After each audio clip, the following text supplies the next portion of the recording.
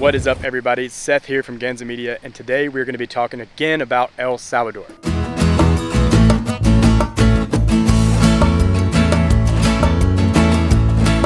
Now, we've made videos about El Salvador before. It's not the first and it won't be the last. And that's because we recently spent a lot of time in the small country of El Salvador. It's actually the smallest by land area in all of Central America, but we fell in love with it. We kept extending, and despite that small size, it's got a lot in a small area to do and see. So today we're gonna break down why it's so amazing, why you should visit, and what you should do once you visit. So let's get into it.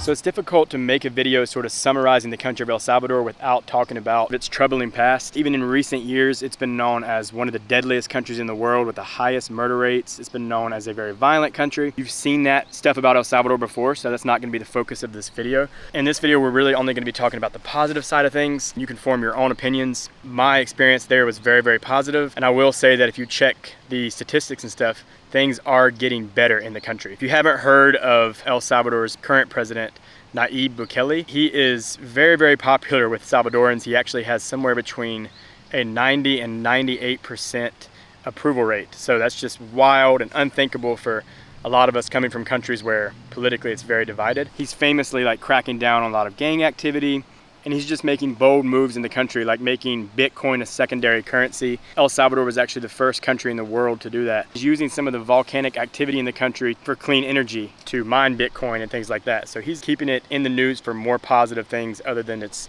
murder rate and gang activity. I definitely didn't feel any less safe there than I do anywhere else when I travel. There are a few things I think you should do to keep yourself safe there, which we'll discuss at a later time. So reason number one that I think you should visit El Salvador, this really goes for people who are coming from Canada, the US, or Mexico. It's an extremely easy country to access. So it's crazy to me that people just always overlook visiting it. Again, that's probably because of some of the negative media that it receives. Like, let's take the US, for example. You can often find extremely cheap flights like from Florida or Texas or something like that. And it's very quick. It might take 2 hours, 3 hours or less, depending on where you're flying from to get down there. Lauren and I actually flew from Mexico City, and I think we paid about $70 some each fly down there one way. Now, this next part of accessibility applies to everybody, regardless of where you're based from or flying from. Like, even if you're coming from overseas somewhere much further away, once you get there, it's still extremely accessible to get to everywhere. Like the airport, it's a super nice airport, by the way. You right in the middle of the country, pretty much. You pay a $15 tax to get into the country. You get your passport stamped. Oftentimes they're going to give you 90 days to stay in the country, so that's really nice. Once you get in there, it's like everything is super close together. Like the coast is 1 hour approximately from the airport,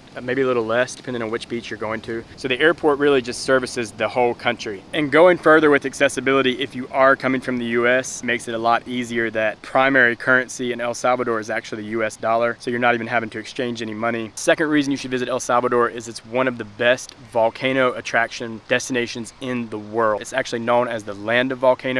There's so much volcanic activity going on there. We actually felt a few earthquakes while we were there, a few minor earthquakes. So that was interesting, and the people there were pretty used to that because that happens fairly often. A lot of sources will say there's around 20 volcanoes in the country, which is already a huge amount in a place that small. But there's other sources that say, like, counting all of the long extinct ones, there's somewhere around 100 or more volcanoes. I'm not sure of the exact number, but it's definitely a ton considering the space is so small, and a lot of the attractions are going to be centered around that. The Santa Ana volcano is an easy day trip from whatever city you're staying in, and that's the country's tallest volcano, and you can actually climb it in a couple of hours or less. And then from the very top of the volcano, you can look directly down into a turquoise colored crater lake that's like steaming up, and you can smell the sulfur, and it's just absolutely fascinating. So we made it to the top of Santa Ana. We are standing on one volcano and we are looking at 3 other volcanoes. So right here is a volcano, this is Cerro Verde, and then over here is Lago de Coatepeque, which is a lake inside a volcano. And you can actually swim there. The water temperature is really, really nice. There's like restaurants and hotels and stuff like that all around the lake. Now, a lot of the lake doesn't really have public access, but if you order a drink at a restaurant or a meal, or you're staying there on the lake, then you're gonna have access to like a diving board, stuff like that, to jump right into the lake, swim, relax on a beach somewhere. You can also rent jet skis there, and the scenery is just absolutely amazing. But the volcanoes also just kind of shape the whole country. Like from most places in the country, you can see a view of a volcano, and then they actually changed the way the beaches are. That's the next thing on the list, is the beaches.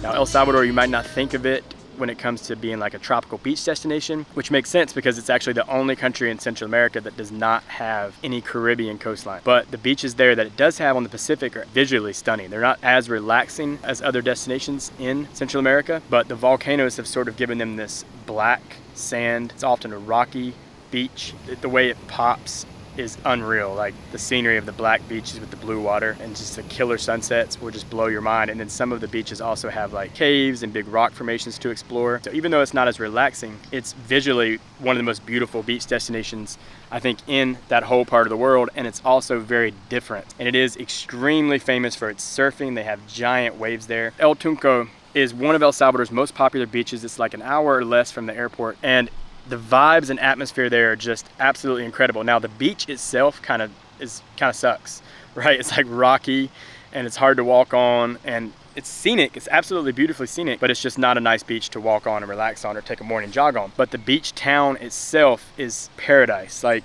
it's extremely walkable, sort of tight knit and small, gorgeous, quiet streets with flowers and trees. And there's the most delicious food there. There's amazing, well-priced restaurants right on the water. And then late into the night, there's gonna be bars and clubs with dancing, live music. You're gonna see, you know, places renting out surfboards and booking different tours and destinations.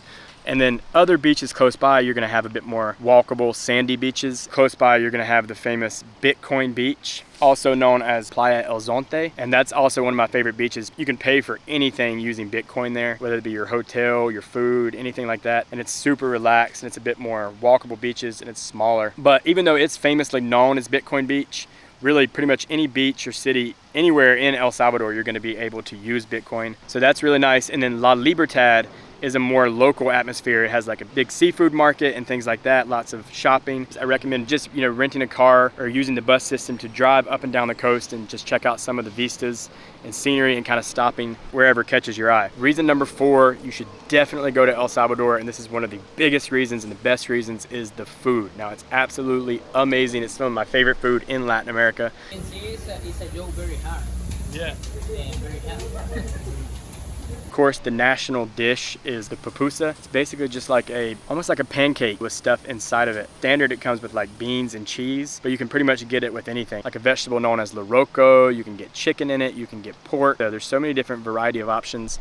And then you basically dip it in salsa, and there's this stuff called cortito, which is like a slaw. And then you sort of rip it apart, and you can use the pupusa itself to sort of pick up some of the cortito and the salsa and eat it like that. And it's amazing, and you'll find them absolutely everywhere, especially in the mornings and evenings, anywhere in the country. There's pupuserias right on the side of the street, or you can go in and have more of a sit-down experience. Insanely well priced, they're insanely fast. Pretty much every day when we were in El Salvador, we were eating at least 3 to 5 of them each. They're quintessentially Salvadoran, and they are delicious. And beyond pupusas, El Salvador sort of has its own variation of other types of foods like enchiladas and tamales that are done differently and done in a special way there that are just absolutely delicious.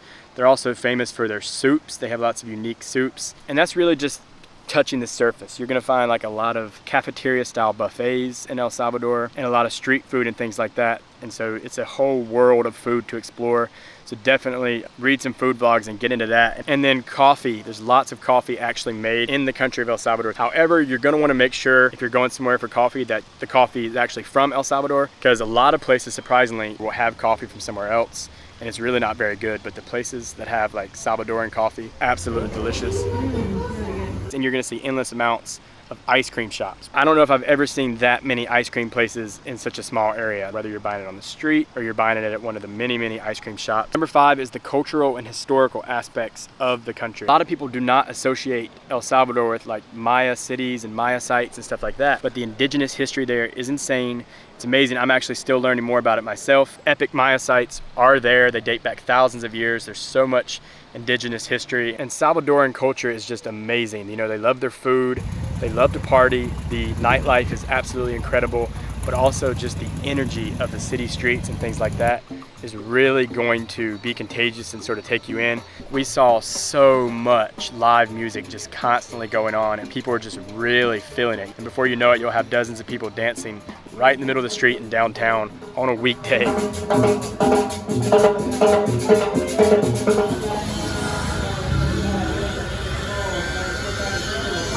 The sixth reason you should visit El Salvador is the cities. The cities are really, really fun. Obviously, a lot is rapidly changing in these cities. You know, in one place, you have all this variety. You have bustling, busy markets. You also have like very modern shopping areas where you'll find international chains and big fancy malls. My favorite city in the country is definitely Santa Ana, which is in western El Salvador. It has like a lot of colonial architecture, kind of like a Merida, Mexico, along with mountain scenery all around it. And it's just the perfect launching point for so much to do in the country of El Salvador. I don't know if I've ever been to a city with a more unique or diverse range of things to do in a close by distance. Like, first of all, you have the Ruta de las Flores, and it's known for having like 5 different colonial towns where you'll find like flowers and art and colonial architecture, and you'll find waterfalls. All right, Lauren, what do you think about this so far? So far, it's amazing. This is the second colonial town on Ruta de las Flores if you start from Sonsonate,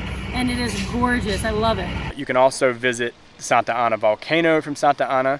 You can visit Coatepeque Lake, which we talked about. You can also go tour a coffee farm. Several of the indigenous sites are actually really close to Santa Ana, and then the town itself is just a beautiful, fun place to be. In Santa Ana, right in the city center, we stayed at Hotel Brunette, and it was $25 a night with air conditioners, a very comfortable room, and there's like a bar there on site, and it's right next to the main cathedral in the city center of Santa Ana. Actually, you can see the main cathedral from the lobby. Beautiful views of it, and you're sort of right there in all the energy for only 25 bucks a night. Now that price ranges, but that's what we paid. And then in the city of San Salvador, we paid as low as like $15 a night at some places. Now the last reason, and probably my favorite reason to visit El Salvador, is what I guess I would summarize as the national pride. There's a lot going on in El Salvador. People have seen it go from getting all this negative publicity as being one of the most dangerous countries in the world, and it's starting to get more and more positive publicity. That's really something to see, sort of that transition. It's an exciting time to visit El Salvador and see that taking place because everything is rapidly changing. I already can't wait to get back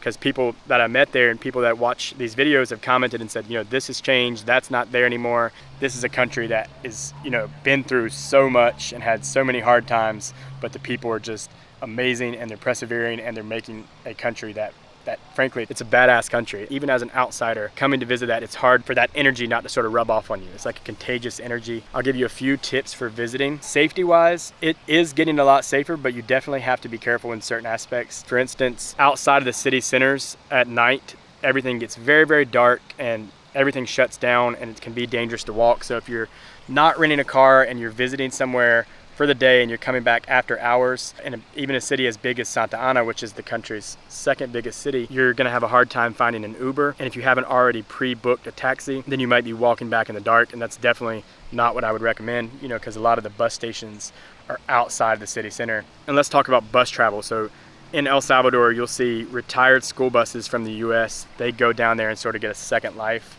They get painted fascinating colors, they get bells and whistles. It's a really cool part of El Salvador, and it's just an extremely affordable way to get around. Rides vary from like 20 cents to up to like $1.25 depending on how nice the bus is or where it's going. That being said, the bus travel can be very dangerous, especially if you're getting on just the oldest possible one and you're going in between cities. So if you're just going somewhere within a city, it's not as dangerous. There's usually traffic, so you're going 20, 30 miles an hour. But if you're going like in between towns or through the mountains, those bus rides can get terrifying very, very quickly. Buses are not always well maintained. There's no seatbelts, of course, because it is a school bus, and you're just flying around mountain curves. So depending on the driver, it can be a very terrifying and even very dangerous experience. It's also inconvenient, especially if you're carrying luggage. It's crowded, the buses get very full. There's no limitation on that. So honestly, my number one recommendation is just to rent a car when you're there. We missed out on a lot of cool things because we did not rent a car. However, that being said, you should take at least one bus in the city because it's a very cool experience.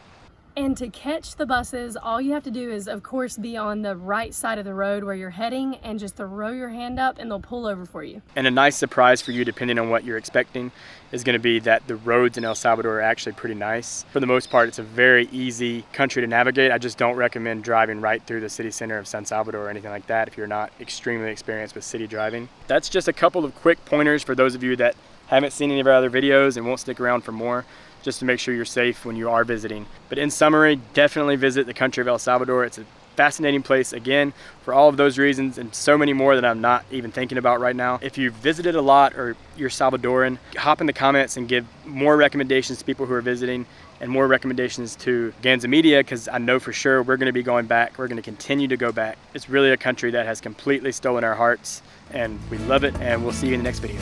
Peace. What'd you think about that? I honestly did not expect it to be so fast. Yeah. It's like unbelievably fast when you come down, but Yeah. it's really fun, and you have amazing views of the volcanoes when you're going down as well. Yeah, it's great. It's awesome. I wish I could do it again. I know.